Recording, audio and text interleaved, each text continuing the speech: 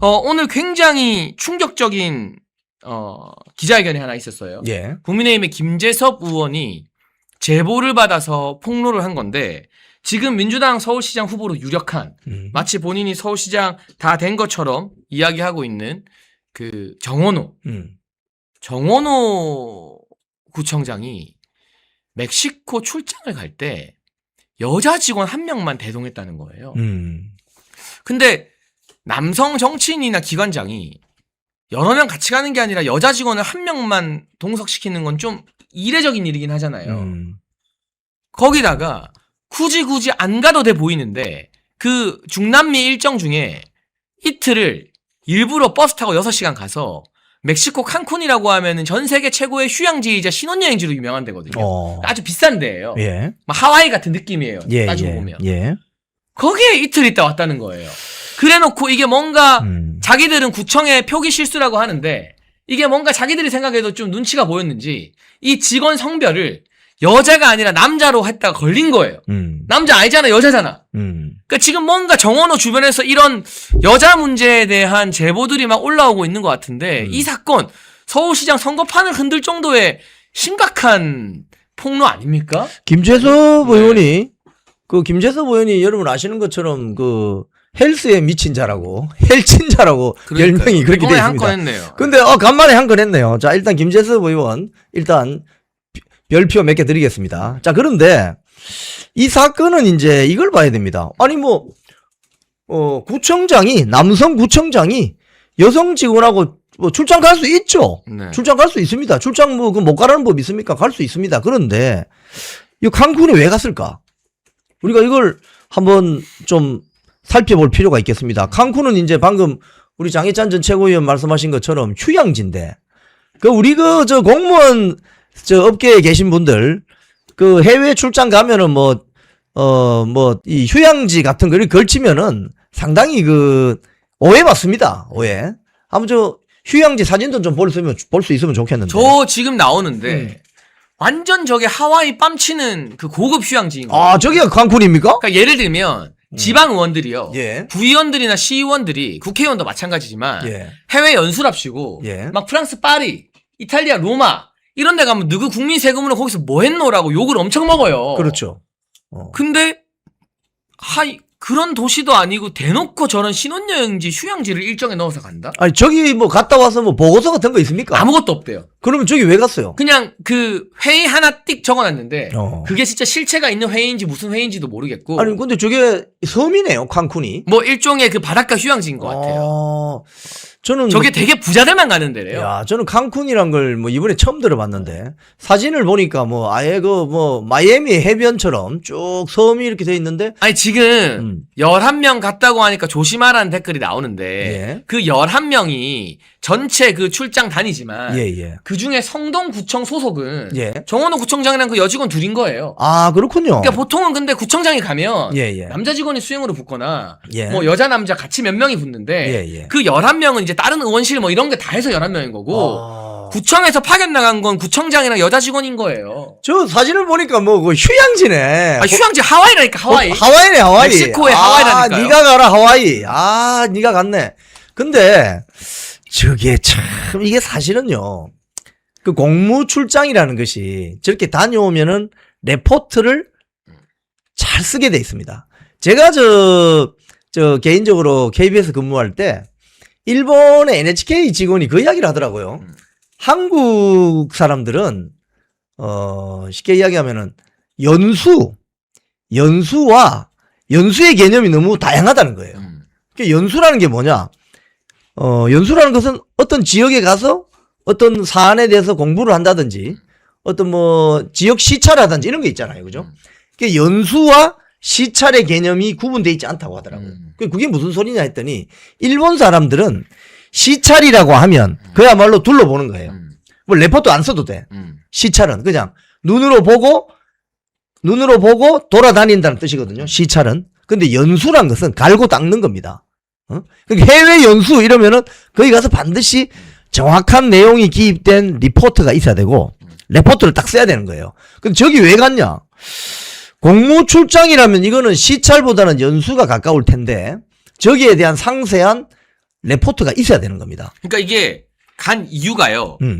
무슨 민주주의 참여 포럼 회의를 딱 한 번 하는데 예. 그 회의가 무슨 회의인지도 모르겠는데 그 회의하러 저기서 2박을 했다는 거예요. 아니 저기서 무슨 민주주의 뭔 소리 하는 거야 지금. 아 진짜 짜증나네. 지금 우리 지금 여의도에서 이렇게 열심히 방송하고 있는데. 그리고 더 충격적인 거 하나 말씀드릴까요? 저기 같이 간 여직원 예. 그 기간제 계약직 공무원이었대요. 아 이게 더 심각해요 사실. 근데 예. 보통 계약직 공무원들은요. 그 계약 기간이 종료되면 다시 채용되는 게 거의 불가능해요.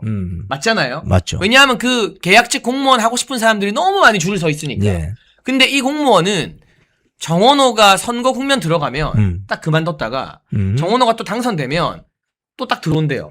이게 전형적인 선거 캠프 측근들 자리 주는 법이거든요. 아. 근데 칸쿤 갔다 왔잖아요. 예. 2계급 특진했답니다. 아 그런 경우는 잘 없는데. 그런 경우는 이건 사실은 오늘 뭐 이게 2계급인 게 뭐 다해서 가가 됐다 이런 걸 2계급이라고 표현하는 것 같은데 제가 사실 계약직 공무원 체계를 잘 몰라요. 예. 근데 아무튼 뭔가 승진해서 재계약을 한 거는 팩트래요. 그렇죠. 이게 이제 팩트라면 어떤 문제가 있느냐. 사실은 그 공무원의 뭐 별정직 뭐 이런 거 많잖아요. 정무직 뭐 있는데 이걸 2단계를 업그레이드 한다. 이건 뭐냐? 오비일하각입니다. 이거는 각근도 함부로 매면 안 돼요. 그러니까. 이거 오해받기 딱 십상이거든. 응? 근데 왜 굳이 여성 직원을 데리고 가는지 그것도 참 사실은 이게 오해받기 딱 십상이거든요. 구청장은 처신을 조심해야 됩니다. 아니 해외 출장 가는데 여직원하고만 둘이서 간다? 그건 이상하죠. 아 이거 남자 직원 없어요? 성동구청에? 그러니까요. 남자 직원 데리고 가면 되지. 왜 여자 직원을 단둘이 그것도. 그러니까 한 3, 4명이 된다면, 뭐 여자 직원도 있고 뭐 그건 문제가 없으리라고 보는데, 괜히 오해받지 않습니까? 이거는, 정원호 전 성동구청장이 뭐라고 해명을 해도, 이건 우리 일반적인 상식선에서 오해받기가 딱 십상인 겁니다. 그러니까 이게 11명이 갔다. 근데 그 11명 중에 나머지 9명은 성동구가 아니라고. 아니죠. 그러니까 아니죠. 그건 다른 국회의원실이고 이거고, 구청장이 저 중남미까지 출장을 가는데, 예산이 없어서 2명, 3명 못 붙이고 수행하는 직원 딱 1명만 가야 된다. 그러면 구청장부터는 여러분 중요 정치인이에요. 맞잖아요. 국회의원급의 주요 정치인이에요. 그러면 당연히 남자 직원 같이 가야 되는 게 맞는 거 아니에요? 아니 근데 그래 제가 아까 말씀드렸지만 여성 직원이 동행할 수는 있습니다. 그렇다 쳐. 그럼 근데 왜 이걸 남성으로 돼 있죠? 이게 같이 갔던 직원. 그래놓고 구청에서 실수하는 건 되게 흔한 일이래. 저는 살다가 남자랑 여자를 바꿔서 실수한다는 소리는 처음 들어봐요. 아니 주민번호에 1로 시작하면 남자고 2로 시작하면 여자 아닙니까? 이게 의도적으로 속이려고 한 것 같은 게 김재섭 의원이 제보를 받은 거예요. 이거는 내부자 제보. 아마 성동구청 내부에 정원호한테 불만이 있었던 직원들이 꽤 있겠죠 아마도. 예. 제보를 받았어. 구청에다가 그때 출장 누구 갔는지 기록 내라 한 거예요. 예. 근데 서류가 띄고 왔는데 남자라 돼 있는 거예요. 근데 이미 제보를 받았으니까 남자 아닌 거 알잖아요. 예. 이거 남자 맞아?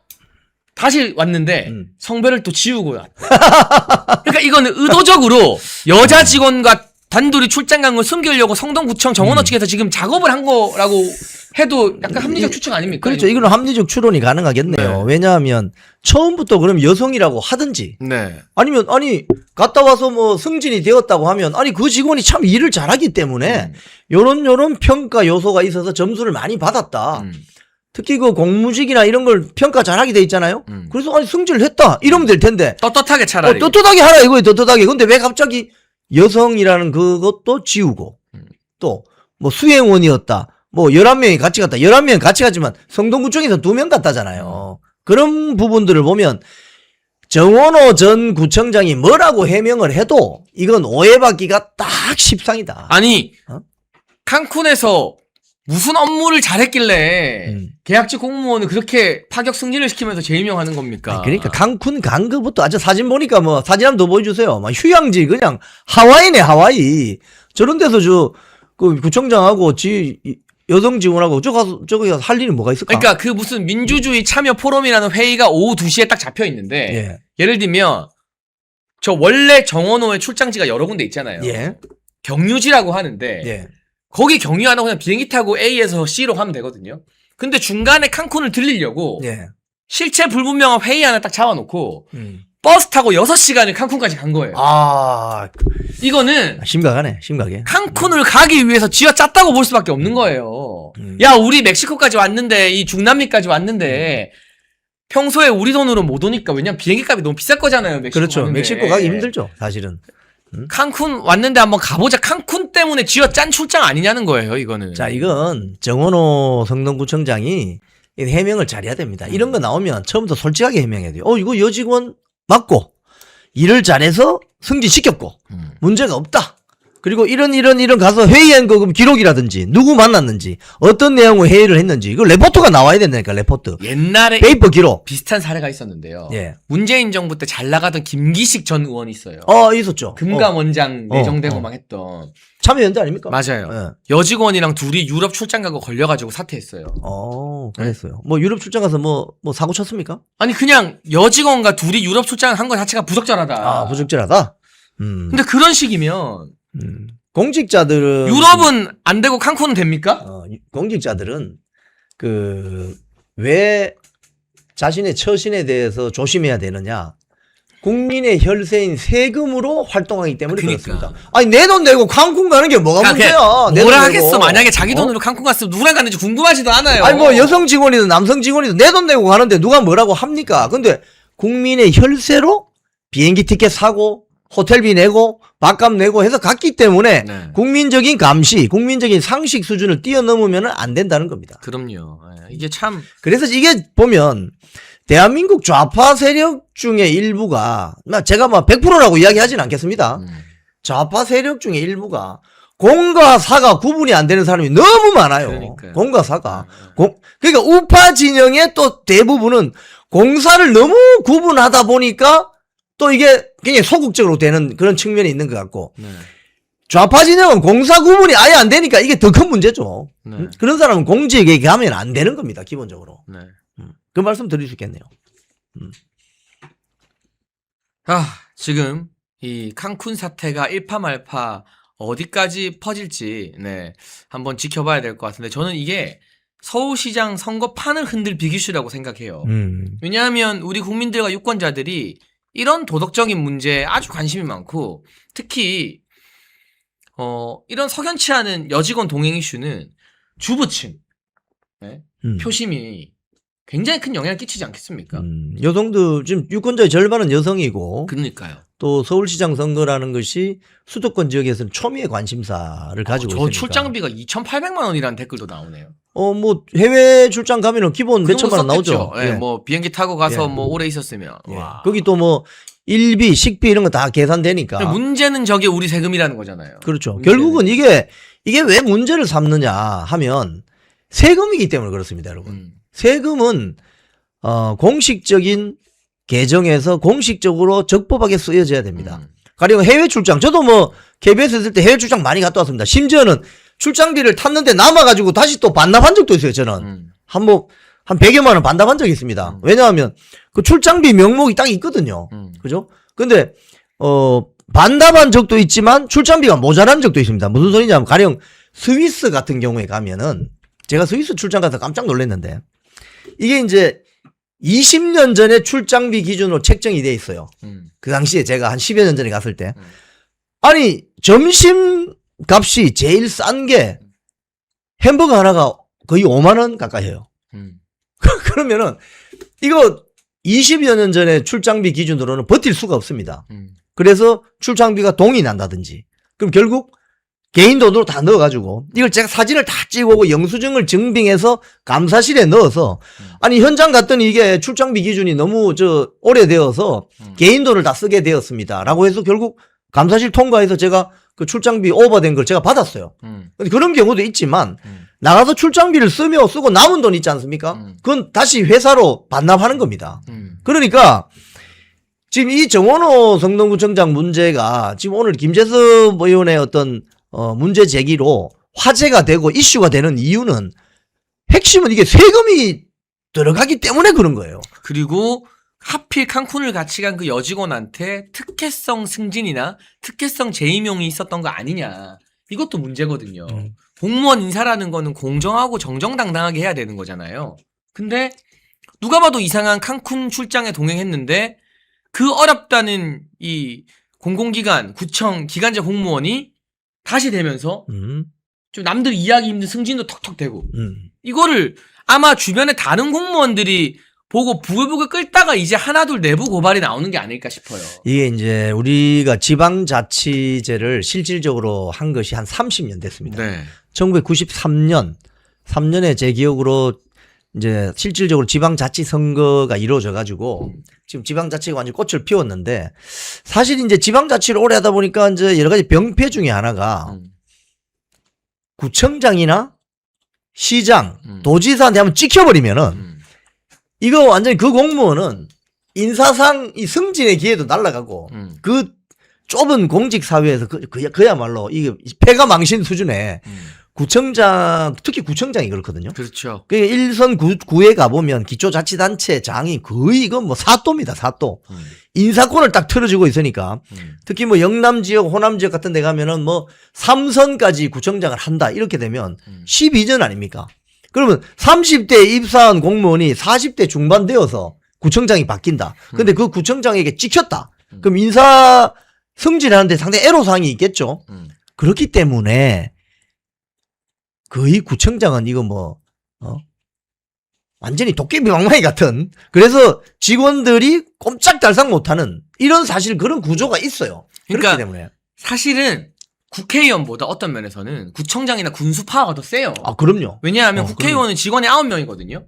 근데 구청장은 그 구청 인사를 자기 마음대로 할 수 있는 거예요. 누구를 승진시키고 말고 이런 그렇죠, 것들을. 그렇죠. 네. 그래서 아까 어느 분이 좀 정정을 해주셨는데 맞습니다. 95년도 지방선거, 그러니까 YS 정부 때 95년도 지방선거가 이루어졌는데 저때 이제 막 지방선거가 이루어지면서 많은 지자체가 자치 한 30년 하면서 좋아진 것도 있습니다. 뭐 우리 주변에 뭐 이런 눈에 잘 보이지 않았던 하천 정비가 이루어진다든지 뭐 산에 이런 뭐 나무 계단을 만든다든지 아주 선 효과가 있는데 좀 내부적으로 보면 구청장들이나 기초자치단체장들이 막강한 인사 권한을 행사하기 때문에 한번 찍혔다면 끝나는 거예요. 그래서 저런 것도 계약직이다. 임시직 직원인데 어떻게 두 단계를 뛰어넘어서 승진을 시키나.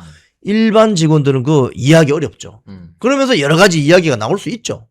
저건 상당히 오해받을 행태가 벌어진 것 같습니다. 네, 이윤서님 라떼 한 잔 하라고 슈퍼챗 보내주셨는데 감사하고요. 앞에 슈퍼챗 보내주신 분들은 저희가 방송 집중하다 보니까 시간이 지나면 좀 저희 화면은 안 뜨는데 PD님이 약간 적어서 보여주시면 저희가 인사드릴게요. 감사합니다.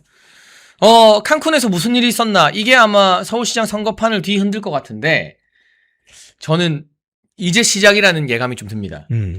이거요. 김재섭 의원이 찾아낸 게 아니에요.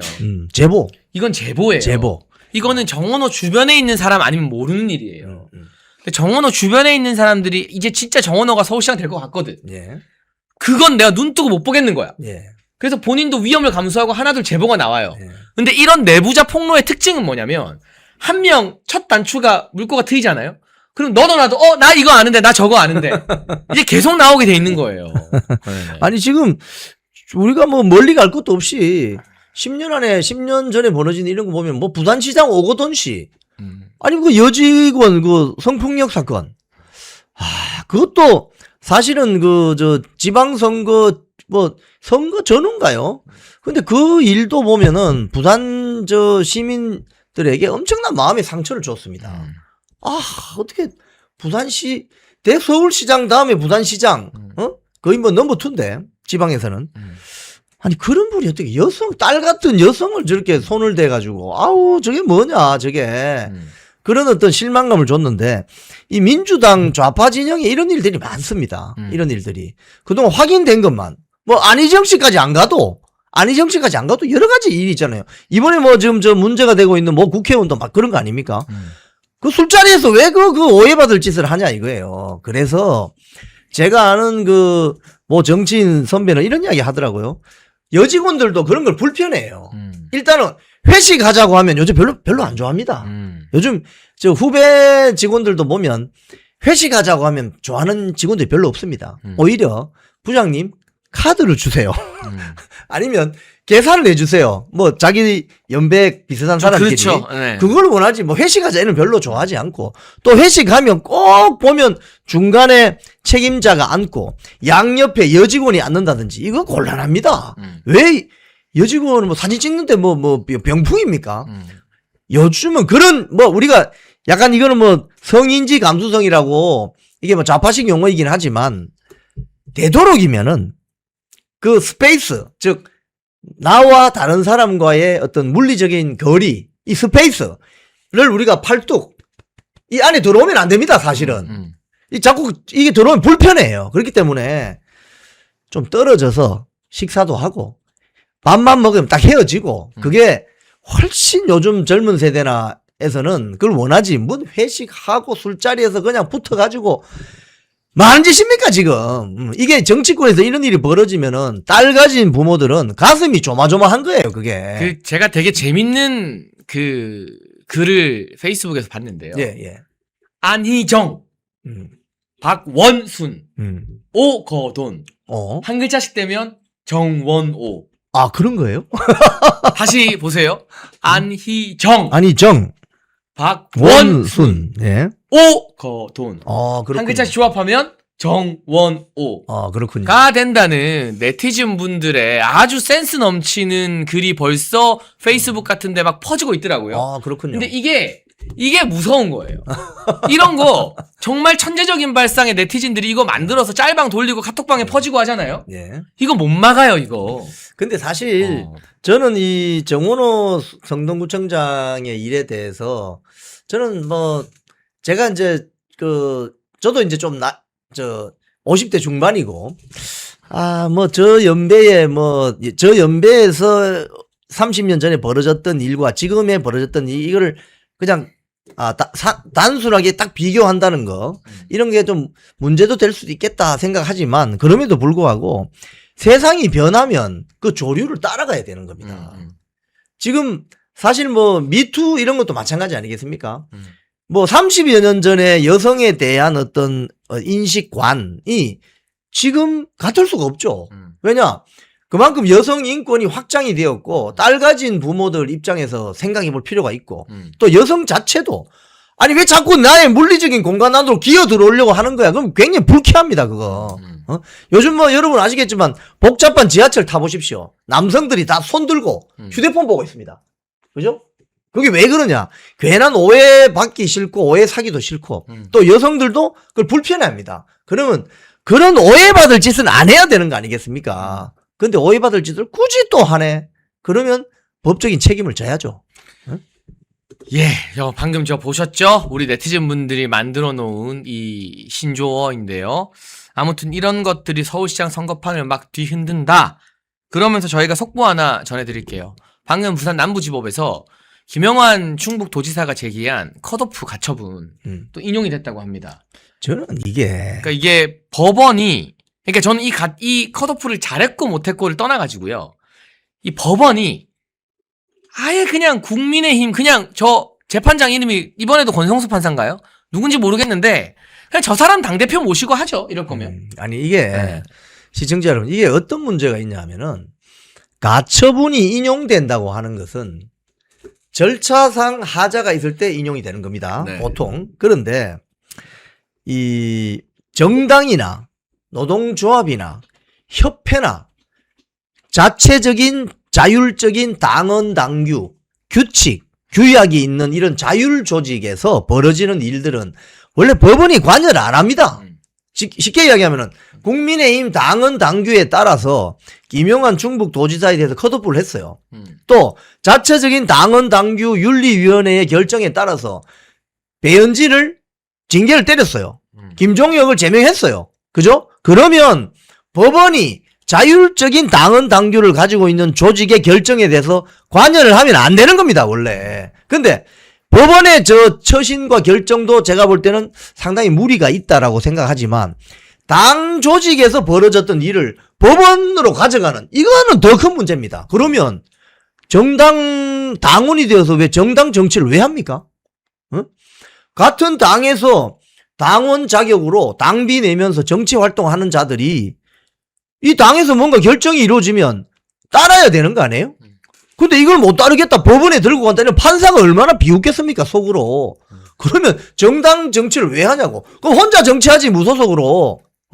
그래서 지금 잇따라 지금 법원에서 가처분이 인용되는 거 이건요 대한민국 정치사에 아주 부끄러운 일입니다. 이거는. 그러니까 이제 뭐 고도의 정무적 판단이 필요한 공천이나 징계 같은 일들을 판사가 마음대로 판단하면 정당이 왜 있어야 돼요? 정당 필요 없죠. 그냥 모든 일 사사건건 전부 다 남부지법 들고 가서 판사님 어떻게 할까라고 하면 되는 거잖아요. 정치란 것은 우리 뭐 정치 많이 하신 분들이 하시는 말씀이 있지 않습니까? 말로 하는 허업이라고. 네. 근데 이 정치 활동이란 것은 서로 간에 협상, 협의, 토론, 때로는 또 타결 짓기도 하고 또 양보하기도 하고 뭐 이런 과정의 정치의 연속 아니겠습니까? 정치 활동의 연속. 그런데 뻑하면 법원에 가처분 신청하면 그 정당을 왜 하냐고 정당 활동을. 저는 김영한 도지사가 저걸 가처분 신청을 서울 남부지법이 낸 것부터가 저는 문제라고 생각해요. 배현진, 김종혁 다 마찬가지입니다.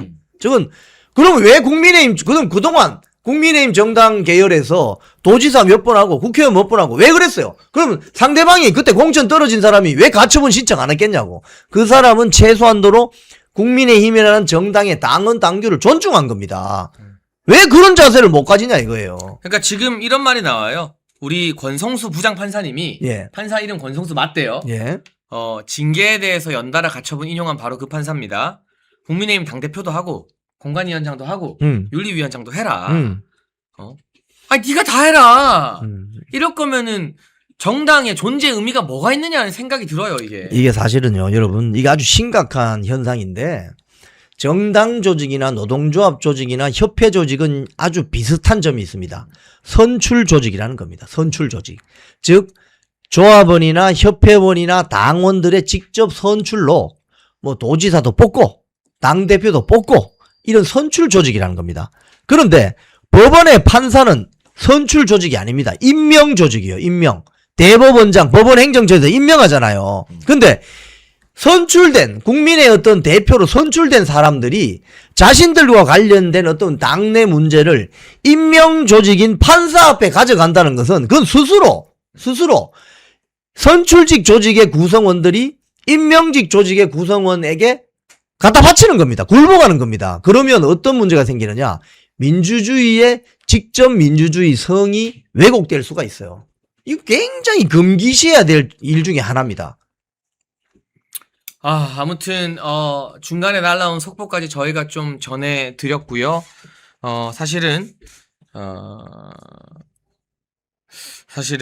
이런 식으로 법원이 정당 사무에 개입하는 것들 이거는 대놓고 사법부가 이재명한테 딸랑딸랑하면서 우리가 장동혁 괴롭혀줄게요, 우리가 국민의힘 괴롭혀줄게요 하는 꼴밖에 안 되는 거 아닌가 하는 그런 생각이 좀 드네요. 네. 그래서 국민의힘 내부에 여러 정치인 세력들이 있잖아요. 네네. 특히 이제 지금 사실은 오늘 같은 경우에 환율이 지금 1,500원을 돌파하고 1,530원 넘었어요. 지금 얼마나 이 이재명 정권에 대해서 실정에 대해서 비판하면서 강력한 회초리를 댈 수 있는 아이템들이 쏟아지는데 맞아요. 이런 이 지방선거 불과 2달도 안 남았는데 이런 공격 포인트를 다 놓쳐버리고 내부 총질하다가 스스로 망해버리는 이거 하는 사람들이 결국은 국민의힘 대한민국 보수 정당 계열을 망치는 세력이라는 거예요. 이를 보고 있으면은 이건 결국은 2028년 총선 전에 공천권을 진 새로운 지도부가 싸그리 정리하는 수밖에 없겠다. 그런 생각이 들게 됩니다. 바로 장동혁 대표가 그래서 연임을 해야만 하는 이유인 거죠. 맞습니다. 네, 싸우지 않는 자. 많은 분들이 제가 주말에 이렇게 보니까 뭐 대자유총이 뭐 장동혁 지지 집회 뭐 하는데 너무 쉽게 이야기하면 너무 딸랑거리는 거 아니냐. 그래서 제가 그걸 보고 제가 이런 생각을 했습니다. 한동훈이 당대표였으면 우리가 그 지지 집회 했겠습니까? 안 했죠. 그리고 김종인 비대위였으면 우리가 지지 집회 했겠습니까? 안 했죠. 즉 그분들의 말씀은 평면적으로는 일리가 있어요. 근데 입체적으로 보면 다 틀린 말입니다. 무슨 소리냐? 평면적으로 보면 언론의 역할을 해야 되지 않느냐? 뭐 특정인의 어떤 지지 집회라는 게 좀 무리가 있지 않느냐? 이런 이야기는 그 평면적으로는 맞는 말이에요. 하지만 입체적으로 보면 장동혁 지도부가 어떻게 만들어진 지도부냐 이거예요. 당원들이 전부 나서서 찍었던 당원들이 어떻게 보면 자기의 투표권을 행사해서 만든 어떻게 보면 최초의 집행부예요. 근데 이 집행부를 안에서 배지 세력들이 보호해주지를 못하니까 소위 말해 재래식 배지들이 성 안에서 성주인, 국민의힘의 성주인 장동혁을 괴롭히잖아요. 단식하고 온 사람을 말이야 4시간 반 동안 앉혀놓고 그냥 혼내질 않나. 이런 일들을 성 밖에 있는 지지자들 봤을 때 속에 천분이 나는 거 아닙니까? 그래서 밖에서 지지한다는 목소리를 내는 겁니다. 이게 뭐가 잘못이냐 이거예요 이게. 당원들이 뽑은 지도부를 지켜야 되는 것이죠. 그래야만 성 안에서 선출된 당대표를 괴롭히고 뒷다리 잡고 앞으로 못 나가게 하는 그 재래식 배지들을 견제할 수 있는 유일한 길은 지지자들이 당대표 지지 집회 해주는 겁니다. 근데 거기에 대해서 이런저런 이야기는 할 수 있지만은 좀 입체적인 평가를 해주시기 바랍니다. 입체적인 평가. 저도 대자유총 뭐 청년 회원인데요. 대자유총이 뭘 바란다? 지금 국민의힘 내부 분위기가 얼마나 살벌한지 모르고 하신 이야기예요. 그러니까요. 이야기를 잘 몰라서 그런 소리 하는 거예요. 지방선거 끝나면 장동혁 쫓아내고 기득권들이 비대위 만들고 전대해서 총선 공천권 나눠 먹자는 게 국민의힘 내부의 압도적 분위기예요. 그러면 대자유총이 한 자리 원하면 그 꿍꿍이 하고 있는 중진들이나 기득권이랑 손잡겠죠. 근데 제가 봤을 때 대자유총은 장동혁이라는 인물이 아니면 국민의힘의 저 기득권, 웰빙들을 쓸어낼 수가 없으니까. 그렇죠. 그 점이죠. 그 그거 하겠다고 장동혁 도와준다는 거지. 그 점이에요. 자리 바라고 콩고물 바라면 남들이 다 이번에 이정현 사태 때문에 장동혁 욕할 때 같이 욕했겠죠. 그러면 조회수 더 많이 올라가고 할 텐데 욕먹고 조회수 떨어지고 구독자 떨어져도 장동혁이 무너지면 국민의힘은 또 그 나물에 그 밥이 되고 아무것도 안 바뀌니까 장동혁 지키겠다 하면서 저희가 같이 계란도 맞고 욕도 먹는 거거든요. 장동혁 지도부가 만약에 무너진다. 이번 지방선거 이후에 저렇게 분탕질을 치고 뭐 가처분 신청을 하고 해서 장동혁 지도부가 만약에 무너진다. 그러면 그 다음에 나타날 지도부가 누구냐? 김종인 비대위, 한동훈 비대위, 조갑재, 정규재 비대위 아니겠습니까? 그런 비대위를 원하십니까? 이 원하는 건 두 가지 부류가 있어요. 첫 번째는 위장 우파들입니다. 위장 우파들이 국민의힘 정당을 완전히 꼬꾸라뜨리기 위해서 마치 우파인 것처럼 이렇게 하는 수가 있고, 두 번째는 뭐냐? 앞뒤 선후 관계를 잘 모르는 입체적으로 분석이 안 되는 분들이에요. 근데 한 번 속으면 그건 실수지만 두 번, 세 번 속으면 그건 바보입니다. 제가 그래서 그 간곡한 말씀을 드리는 거예요. 장동혁 지도부를 지켜내는 길이 대한민국 보수 우파 정당을 온전하게 지켜내는 길이다.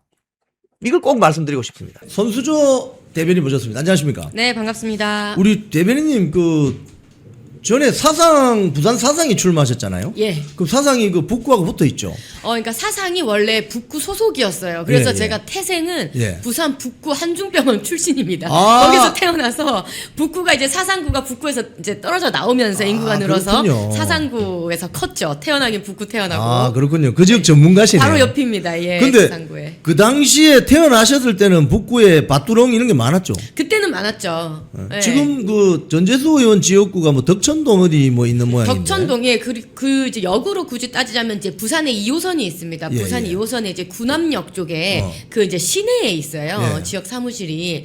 그래서 지금 밭두렁에 PC를 버렸다는 거잖아요. 예. 직원이. 예. 이제 밭두렁은 주변에 없어요. 없어요? 네, 그 지역 사무소 옆에는 밭두렁 없어요. 지금 언제적 얘기를 하는지 모르겠는데 뭐 굳이 그거를 밭 비슷한데 버렸다면 아마 그 옆에 이제 생태공원이 공원 얘기할 수도 있어요. 예, 예. 그래서 지금 김민수 최고님께서 어제 부산을 가셨다고 예. 하는 소문을 들었는데 예. 아마 지역 사무실 주변에는 다 시내기 때문에 없고 그 건물이 있겠죠. 예, 없고 이제 밭 비슷한 뭐 공원 이런 데 버렸다면 PC를 버렸다면 그 사상 생태공원이라든지 뭐 강서 저쪽이라든지 좀 그런 데 좀 가서 그 숲 속에 어디 공원 속에 던졌을 수도 있다. 뭐 이런 생각이 듭니다. 아니 그냥 쓰레기통에 버리지 왜 밭두렁에 가서 버립니까? 그러니까 이게 꼭 왜 밭두렁이라는지 모르겠어요. 예전에 이제 노무현 전 대통령도 논두렁식에 있지 않았습니까? 예. 그래서 그걸 좀 이제 연상시키는 듯한데 굳이 밭두렁이라고 했는지 모르겠습니다. 지금 전재수 의원 같은 경우는 까르띠에 시계 이게 사실은 지인이 뭐 지인한테 수리를 맡긴 것인지 아니면 본인이 받은 것인지 네. 이게 지금 여러 의혹이 있지 않습니까? 아니 생각해 보십시오. 통일교에서 그 지인한테 뭐 하러 까르띠에를 줍니까? 이것은 그냥 생각만 해도 바로 알 수 있는 부분이고요. 지금 더 중요한 것은 이제 결국 이 수사가 너무 이 여당과 야당의 수사 속도가 너무 다르지 않습니까? 야당에게 있어서는 뭔가 수사를 막 퀵퀵 하고 있어요. 여당에 있어서는 어떻게 슬로우 하고 있고요. 굉장히 지금 권성동 대표도 사실 똑같은 케이스예요. 네. 근데 이 혐의가 의혹이 가자마자 2달 만에 바로 구속이 됩니다. 근데 전재수 같은 경우는 4달, 6개월 한참 지나고 나서 처음으로 지금 합수본 갔다 온 게 답니다. 그래서 너무 이제 편파적으로 수사하고 있다는 게 문제고 이번 지방선거를 여러분 보시면 어떤 선거라고 규정을 할 수 있냐면요. 이거 범죄와의 전쟁이에요. 범죄와의 전쟁입니다. 지금 범죄자들이 살판나는 그런 지방선거를 하고 있어요. 전재수 마찬가지고 예. 정원호 서울시 지금 시장 후보도 예. 경찰 폭행했던 사람입니다. 예. 성남시에 지금 있는 김병우 후보도 경찰관 폭행했어요. 뭐 지금 이 경찰 폭행이 뭐 아무것도 아닌 것처럼 여겨지는 이 민주당 상황입니다. 김용 후보, 김용이라는 사람은 2심에서 지금 실형받고 예. 선거를 버젓이 지금 하고 있지를 않나. 뇌물죄예요, 뇌물죄. 예. 송영길 보십시오. 뭐 지금 끝도 없이 나와요. 예. 송영길 이분도 돈봉투 돌렸어요. 증거 채택 문제 때문에 뭐 무죄라고 얘기하지만 돈봉투 돌린 거 맞습니다. 근데 뭐 지금 줄줄이 사탕입니다. 다들 이 범죄자들을 후보자로 내고 있는 이 민주당의 이 지방선거 이거는 범죄와의 전쟁. 의 선거다. 네. 지금 사실은 이게 이제 그 이재명 정권이 출범하고 한 1년 만에 치러지는 선거인데 전국 선거인데 예. 통상 이런 경우는 정권 심판론이 좀 무게감을 가지게 되고 또 견제를 하게 되고 이런 거 아닙니까? 근데 이게 희한하게 지금 국민의힘 심판론으로 프레임을 바꾸려고 하는 것 같아요. 이거 어떻게 보세요? 사실 이제 탄핵 이후에 치르는 선거다 보니까 민주당은 처음에 어떤 프레임으로 이 지방선거를 치르려고 했냐면 내란 정당으로 치르려고 했어요. 아 그렇죠. 계속 내란 정당 얘기를 했었는데 그게 사실 지금 좀 무색해졌어요. 예. 왜냐하면 여론조사를 해봐도 일반 국민들은 바보야. 문제는 경제야. 라고 해서 경제, 이 물가 문제가 지금 시급하지. 뭐 내란 이 프레임이 안 먹혀든다는 거예요. 그렇죠. 네. 그래서 이제 이 프레임으로는 못 가니까 지금 이제 이거는 다 이제 조용해졌어요. 쑥으로들었고 이제 국민의힘은 이제 이번 선거를 확실하게 이 민주당의 오만함을 짚어야 됩니다. 후보자들도 범죄자 후보자 지금 막 내고 있잖아요. 오만한 거예요. 그리고 이재명 대통령의 재판 지금 다 없애려고 공소 취소에 대한 뭐 지금 국정조사도 하고 있잖아요. 예. 이게 뭐냐면 그만큼 국민들을 오만하게 생각하는 약간 그 내로남불의 그 전형이 나오는 거거든요. 예. 이 오만함에 대한 두려움과 이제 국민의힘에 대해서는 실망감이 크죠. 지금 지리멸렬함 그 내부 갈등에 대한 실망감이 큽니다. 그래서 이 실망감보다 민주당의 그 오만불손함이 더 커지면 그거에 대한 견제가 더 커지면 저는 이번 선거도 나쁘지 않다고 생각을 해요. 지금 선거가 한 달 이상 남았지 않습니까? 선거 너무 잘 아시겠지만 선거판 10번도 더 바뀝니다. 예. 굉장히 많은 지금 이 검증이나 후보 검증은 이제 시작입니다. 예. 예. 그래서 정원호에 대한 검증, 김부겸에 대한 검증, 전재수에 대한 검증 이제 시작이다. 아니 우리 그 손수조 대변인께서는 아주 오래 전부터 이 정치 아주 큰 선거에도 한번 출전을 해보시고 그때 문재인 후보하고 붙은 거 아닙니까? 예. 사상에서. 그러니까 이제 이 젊은 시절부터 아주 큰 정치 선거판에 한번 뛰어드신 경험이 있는데 사실 이게 지금 한 2달 정도 남았잖아요. 예. 그럼 이 선거판이 막 요동을 치는 거죠. 개인적인 경험은 좀 어떻습니까? 10번은 더 바뀝니다. 이 선거판이라는 것은. 예. 그리고 이제 핵심적인 건들이 뭐 우리도 공세를 취하겠지만 오늘 보니까 오전에 지금 김재섭 의원이 정원호 성동구청장 시절에 한 여직원과 멕시코 칸쿤을 휴양지를 갔다 왔더라고요. 예. 근데 14번 정도 성동구청장 시절에 해외 출장을 갔었는데 이때 돈을 제일 많이 썼는데 그 여성과 왜 갔는지를 물어봤더니 성동구청장에서 자료를 주면서 성별을 다 지웠다는 거예요. 남성으로 둔갑시키고 막 이랬다는 거예요. 아니 남자랑 같은 여자랑 같은 이게 뭔 상관인데 왜 이걸 굳이 가리죠? 그러네요. 그리고 그 여성 직원이 그 휴양지 멕시코 칸쿤을 해외 출장 갔다 오고 나서 다급에서 가급으로 채용이 다시 됩니다. 굉장히 이례적이죠. 그래요? 예, 이런 지금 이제 뭐 각가지 이제 검증들이 예. 이제 시작이 되고 있어요. 정원호 시장 후보 같은 경우는 지금 수의 계약 지금 500억 한 거 가지고도 지금 논란이 되고 있고요. 그죠. 뭐 경찰 폭행한 거 앞서 말씀드렸고요. 예. 여러 가지. 그리고 김부겸 지금 뭐 여러 가지 파묘되고 있어요. 코로나가 극우 세력들이 터트리는 거다 이런 말을 했던 게 지금 막 파묘가 되고 있고요. 맞습니다. 그러니까 이런 예. 검증은 이제 시작이고요. 뭐가 나올지 모릅니다. 지금 남은 선거 기간 동안요. 선거판 10번도 더 바뀝니다. 지금 그 김부겸 이야기 하셨으니까 지금 오늘 저 주요 신문들을 이렇게 보니까 김부겸이 대구시장에 출마하는 것이 뭐 어마어마한 역사적인 결단이고 이 김부겸을 당선시켜야만 국민의힘을 혼내주는 거다. 뭐 이런 식으로 이야기하는데 이거 저 광주나 전주 가서 이야기하면 똑같은 거 아닙니까? 그러니까 지금 민주당은요. 입이 10개라도 할 말이 없어요. 본인이 그런 말 하면 민주당은 호남에서 왜 말 못합니까? 그렇지 않습니까? 그러니까 대구 분들에게 뭐 찍어주는 기계냐 이런 식으로 얘기했잖아요. 자판기냐? 예, 자판기냐 뭐 이런 얘기했잖아요. 네. 굉장히 대구 시민분들을 조롱하고 무시하는 발언이거든요. 그렇죠. 맞아요. 호남 가서 똑같이 말해 보십시오. 에? 호남은 민주당 찍어주는 기계냐 이렇게 말할 수 있어요? 본인들도 못할 겁니다. 그러니까 입이 10개라도 이 사람들은 할 말이 없어요.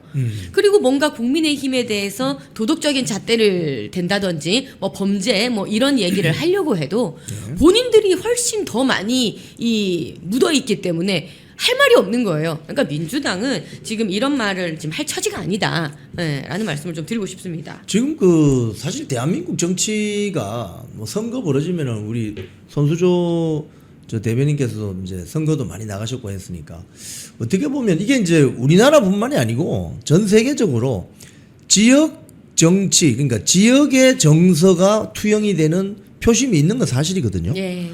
미국도 뭐 사실은 서부 벨트, 동부 벨트 여기는 민주당 표가 많아요. 네. 도시들 뭐 서부 시애틀 뭐 LA, 샌프란시스코는 다 민주당 표입니다.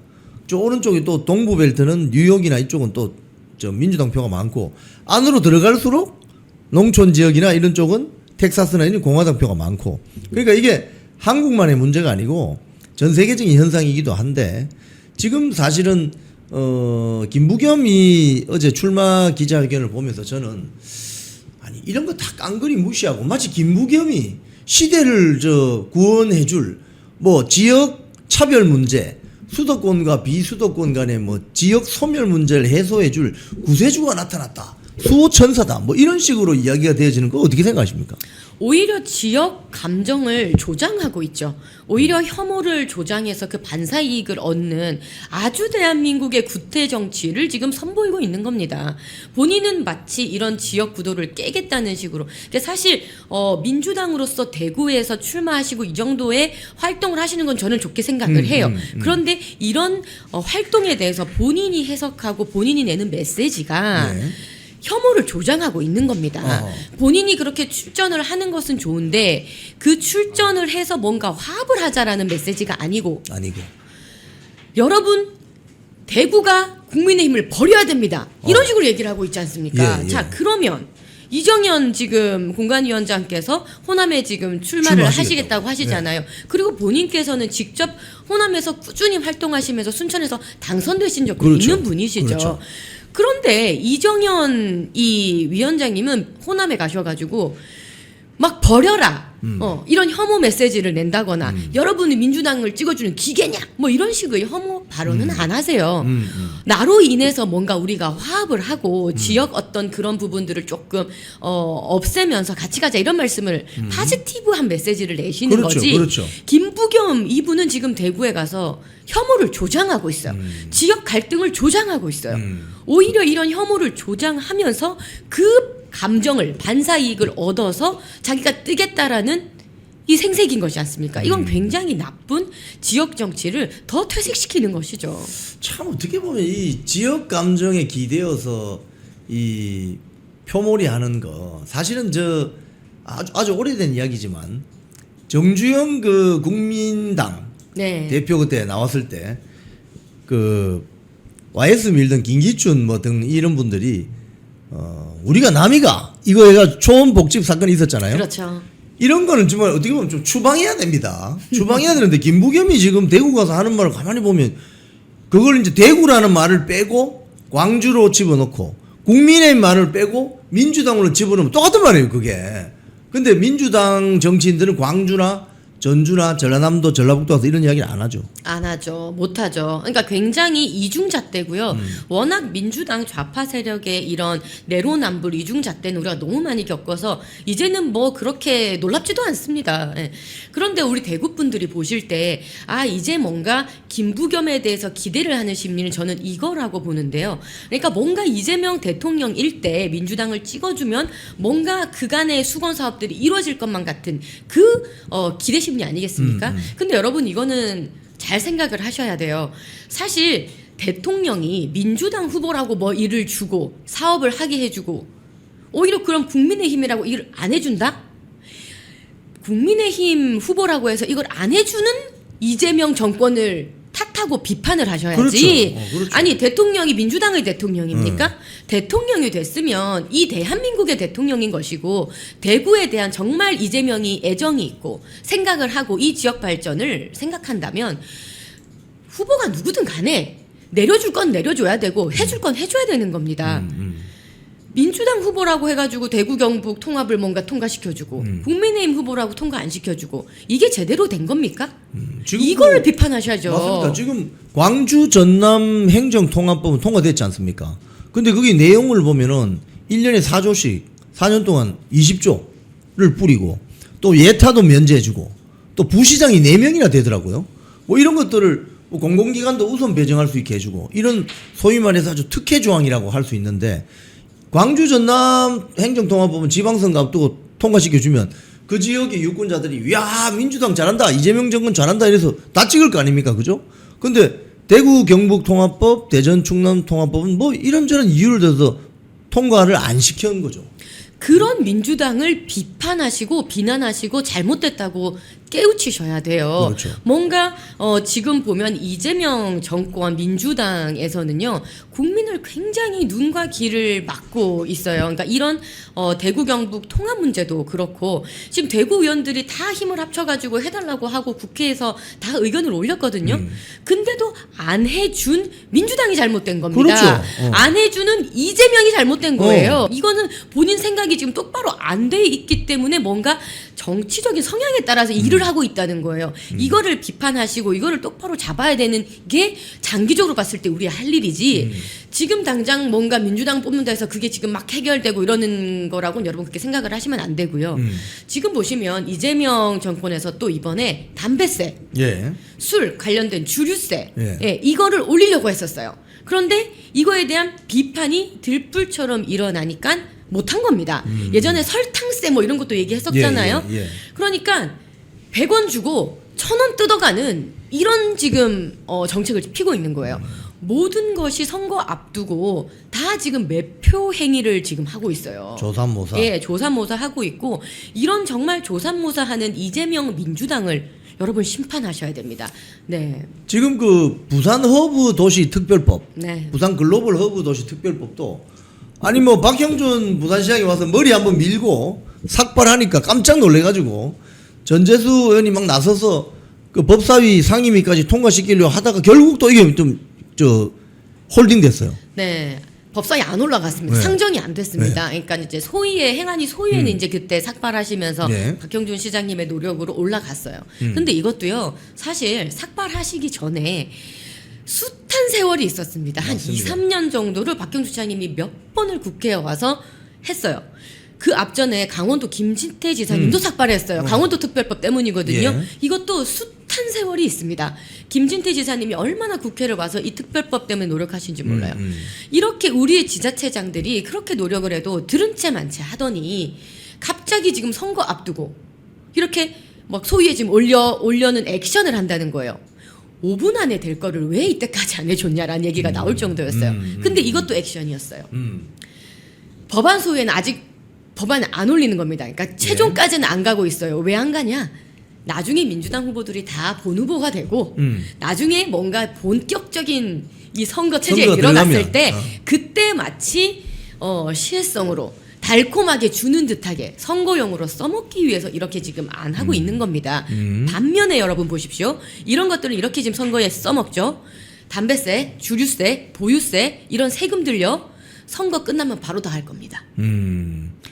잘 우리가 판단해야 됩니다. 이 민주당 이재명 정권이 얼마나 교묘하게 지금 선거의 모든 권력을 이용하고 있는지 여러분 이것을 제대로 보시고 심판을 반드시 하셔야 됩니다. 선거 전에 이제 이런 법안들을 홀딩 시켜 놨다가 이제 뭐 예를 들어 전재수 의원이 부산시장 민주당 후보가 된다. 그럼 뭔가 좀 잘 되는 것처럼 해서 딱 부산 글로벌 허브 도시 특별법 통과시키고 뭐 이렇게 간다 이거죠, 그죠? 선물 보따리 풀듯이 그렇게 선거 앞두고 푼다는 겁니다. 봐라, 이거 민주당 후보 찍으면 뭐 돈도 내려가고 법도 좋아지고 뭐 이런 거 아니겠어요, 그죠? 그게 매표예요. 매표. 다른 게 매표가 아닙니다. 그냥 선물 보따리 풀어주는 척하고 돈 주는 척하고 실제 지금 추경도 이루어졌지 않습니까? 그렇죠. 예, 돈 풀고 민생 뭐 복지금 이런 거 막 풀고 하면서 표를 구걸하는 거고 이게 매표 행위입니다. 예. 자, 근데 이 전체적인 그 지방선거 이제 한 2달도 채 안 남았는데 어떻게 보십니까? 판세 뭐 서울, 수도권, 충청, 뭐 영남 어떻게 보십니까? 자, 여러분 보시면 이때까지 국민의힘에 대해서 많이 실망하시고 또 예. 많이 이 내부 갈등의 모습을 보시면서 지쳐하시고 예, 예. 또 결의문이나 이런 이제 이슈들 있으면서 또 마음 상하신 분들도 많이 계셨고 예. 그래요. 근데 어느 정도 이제 우리 털 거 많이 이제 털었어요. 예. 갈 거 많이 나고 공천도 이제 뭐 대구도 했고 이제 경기도 정도 이제 남았고 예. 우리가 이제 정면 돌파하면서 이제 할 것들은 이제 많이 했고요. 이제 장동혁 대표도 어떤 내부 갈등이나 내부의 이슈에 매몰되지 말고 이제 모두가 대여투쟁에 전격적으로 집중하자라고 하셨어요. 내부적으로 좀 이런 분위기가 있습니다.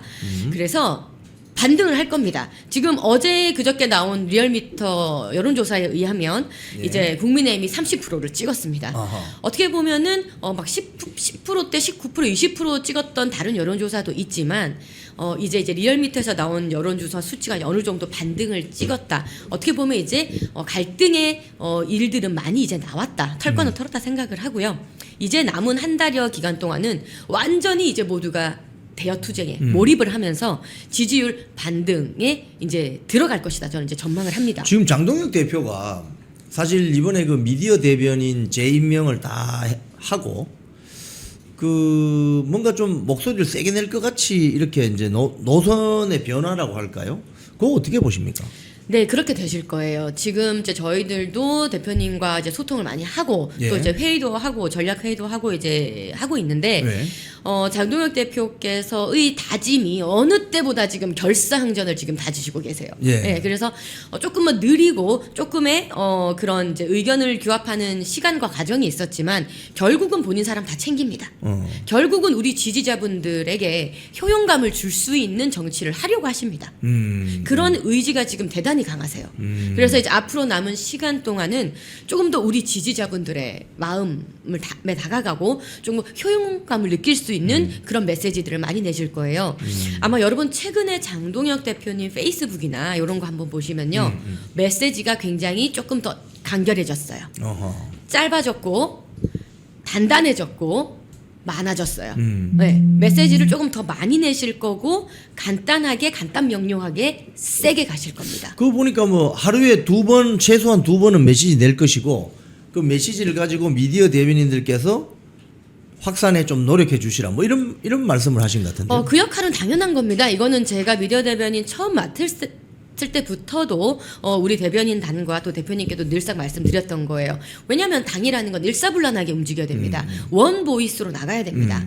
근데 그동안 너무나 당 내에서 발목 잡는 일이 많았고 너무나 당 내의 이슈들이 많았다 보니까 조금 그 문제에 조금 치중했던 면이 있어요. 근데 이제는 모두가 대여투쟁으로 가면서 원보이스로 갈 거예요. 그 기준에 그 선봉장에는 장동혁 대표가 있습니다. 장동혁 대표의 메시지가 어느 정도 조금 점잖게 나오면 우리 대변인들은 조금 더 짧게, 조금 더 강한 메시지로 어쩌면 조금 저렴하게 해서 더 강하게 확대 재생산 해야 됩니다. 이게 대변인단의 역할인 것이고요. 또 부대변인도 있고 우리 미디어 특위도 있고 많이 있습니다. 이 조직들이 또 일사불란하게 원보이스로 장동혁 대표의 메시지를 또 강하게 확대 재생산 할 겁니다. 여러분도 많이 리트윗 해주시고 같이 많이 퍼다 날라주십시오.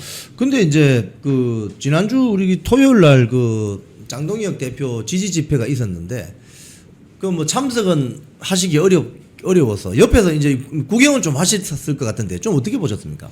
예, 그날도 이제 저는 가려고 했어요. 예. 예, 저는 너무나 가고 싶은 마음이 커서 주변에게도 알리기도 하고 했었는데 그날 당일에 또 회의가 잡혀서 이제 회의를 하다 보니까 시간이 좀 지체돼서 당 대표하고 회의가 있었죠. 예. 대변인단 또 회의가 있어서 이제 막바지에 갔어요. 이제 갔더니 이제 이미 행진을 하고 안 계시더라고요. 그래서 우리 지지자분들 얼굴 못 뵈서 조금 아쉬웠는데 그렇죠. 정말 사진으로 나중에 봤는데 너무나 많은 분들이 와주셨고 또 장동혁 대표 지지하는 목소리를 내주셔서 너무 감사했습니다. 여러분 덕분으로 지금 지지율이 그나마 다시 또 모일 수 있고 반등할 수 있다고 저는 믿습니다.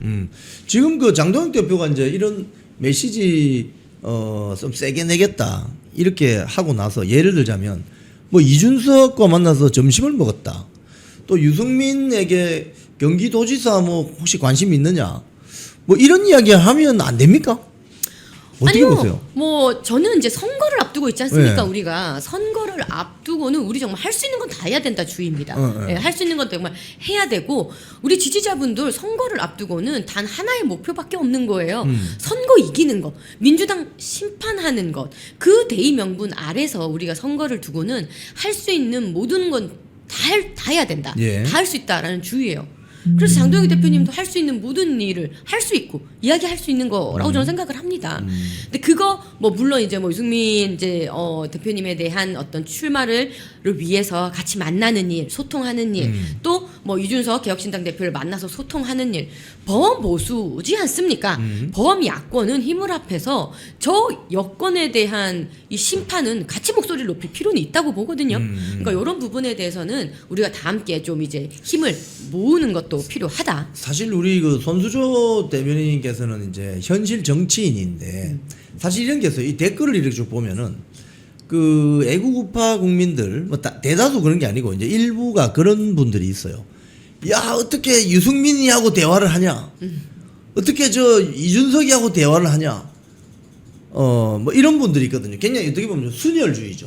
이런 분들이 사실 충성도는 굉장히 높습니다. 아유, 사실은. 너무, 네. 그날 집회할 때도 많은 분이 오셨는데 생각해 보십시오. 무슨 뭐 여기 집회 참석하면 뭐 돈을 줍니까? 뭐 하늘에서 뭐가 떨어집니까? 그런데 그렇지도 않은데 와서 그 피켓 드시고 소리 치시고 하는데 이분들이 굉장히 그 어떤 순도가 높으시고 충성심은 아주 높으신데 이른바 장동혁 대표가 이야기하는 당성이 아주 높으신 분들인데 이분들이 뭐 특정 정치인 만났다 뭐 점심 먹었다 이러면 굉장히 어떻게 보면 막 경기를 일으키시는데 여기에 대해서 현실 정치인으로서 어떤 입장을 가지고 있습니까? 진짜 부딪혀보면 어때요? 저는 정말 이해가 돼요. 어떤 심정이신지 이해됩니다. 어떤 심정이신지 그런 말씀을 하시는 이유도 알고 저 역시도 개인적으로는 이준석과는 정말 절연을 한 지가 수년이 됐고 그렇지만 우리가 또 민주당처럼 또 아주 재치 있게 또 선거를 앞두고는 또 이렇게 좀 이렇게 뭐라고 할까요? 교묘하게 또 선거를 치르는 방법도 우리는 구사해야 됩니다. 그래서 지금 선거를 앞두고 우리의 어떤 전략이라고 해야 될까요? 아니면은 이 이제 뭐라고 할까 제도권에서 해야 되는 일이 또 있는 것이고 또 우리가 밖에서 투사처럼 싸워야 되는 것도 또 있을 수 있다고 생각을 해요. 이 모든 것이 다 어우러져야 됩니다. 다 어우러져서 제가 아까 말씀드렸잖아요. 정치의 대의명분, 우리 전체의 지금 대의명분이라는 대여투쟁, 이재명 정권을 심판하자라는 그 대의명분 아래서 크게 뭉쳐야 되는 때인 거예요. 우리가 정치 쭉 보시면 전쟁, 이게 선거, 전쟁을 할 때가 있고 평시가 있고 또 그렇습니다.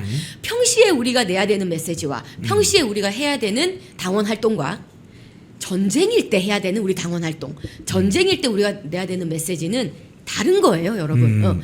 이렇게 우리가 이 시시각각의 상황에 맞게 할 수 있어야 되는 게 우리가 정말 이 선진적인 당원 활동이다 생각을 합니다. 우리 충분히 할 수 있습니다. 아니 그 경기도지사에 뭐 유승민 좀 뭐 생각이 있습니까라고 하는 건 저는 어떻게 받아들였냐면은 아니 당의 중진들 중에 경기도지사에 자기 배지 내놓고 출마하려고 그 엄두를 내는 사람이 없으니까 오죽했으면 유승민까지 갔겠어요. 그걸 비판해야 되지 않냐고요. 왜 장동혁 대표를 왜 비판하지? 저는 이 점에서 너무나도 이해가 안 됩니다. 어떻게 보세요? 그래서 우리 지지자분들께서 사실 어떤 심정인지 너무 이해는 하지만 하나하나 사안에 대해서 이렇게 막 이렇게 슬라이스 내듯이 해서 그 건건에 대해서 찬성과 반대의 목소리를 너무나 강하게 내시면 이게 큰 그림으로 봤을 때는 되게 지칠 수 있어요. 지칠 수 있어요. 그래서 이렇게 껌껌이 그렇게 뭔가를 사안을 두고 비판하시기보다는 조금 더 크게 보시고 대의 명분을 보시고 가시면 좋겠어요. 그러니까 우리가 비판해야 될 지점 그리고 지지하고 적극 알려야 되는 지점을 되게 또렷하게 구분할 필요가 있어요. 이 경기지사 부분도 우리 대표님 말씀 주신 것처럼 우리 내부에서 장동혁 사람, 네? 정말 장동혁 미들맨이 딱 나서서 화끈하게 싸우고 또 이길 수도 있고 하면 얼마나 좋겠습니까? 근데 이 상황이라는 것이 지금 그렇지 않잖아요. 자, 그러면 어떻게 해야 됩니까? 이 현실을 받아들여야죠. 그리고 그 다른 전략을 또 세워야 되는 겁니다. 이것이 또 당 안에서 이루어져야 되는 전략이고 당 대표의 자리에서 또 해야 되는 포지션 아니겠습니까? 이런 것에 대해서 여러분께서 좀 폭넓게 이해해 주시고 그 대표의 심정과 전략을 함께 지지해 주시면은 더 좋지 않을까요? 참 저는 이런 생각을 해봅니다. 그 가령 유승민 싫어. 전들 유승민 좋아하겠습니까? 그 어떻게 했는지 박근혜 대통령 어떻게 했는지 우리가 다 아는데 역사가. 그러면 유승민이 싫으니까 그러면 방법은 뭐냐? 경기도지사 후보에 국민의힘 후보 안 내면 되는 거죠. 그러면 경기도지사를 누가 먹어요? 민주당이 먹을 거 아닙니까? 그걸 원하세요 지금? 아니 우리가 뭐 다 각설하고 아주 그 거칠고 극단적으로 이야기해서 경기도지사 후보 나갈 사람이 아무도 없어요. 국민의힘 예를 들자면 그럼 유승민 씨 좀 나가주세요 하면 어떻게든 나갈 거 아닙니까? 그죠? 그러면 이길 수도 있고 질 수도 있지만 국민의힘 후보가 어느 정도 표를 가져올 거 아닙니까? 그죠? 그러면 뭐 그 경기도 지역의 기초자치단체장이나 지방의원들 선거할 때도 뭔가 도지사 후보가 있어야 그게 전투가 되는 거지. 그러니까 일부 이제 이 댓글 쓰시는 분들 말씀처럼 유승민이 보기 싫어. 저 이준석이도 보기 싫어. 그러면 방법은 그거 하면 됩니다. 경기도지사에 국민의힘 후보 안 낸다. 그럼 누가 제일 좋아하겠냐 이게 누가? 이재명 정권이나 정청래 민주당대표가 야호 환호하겠지.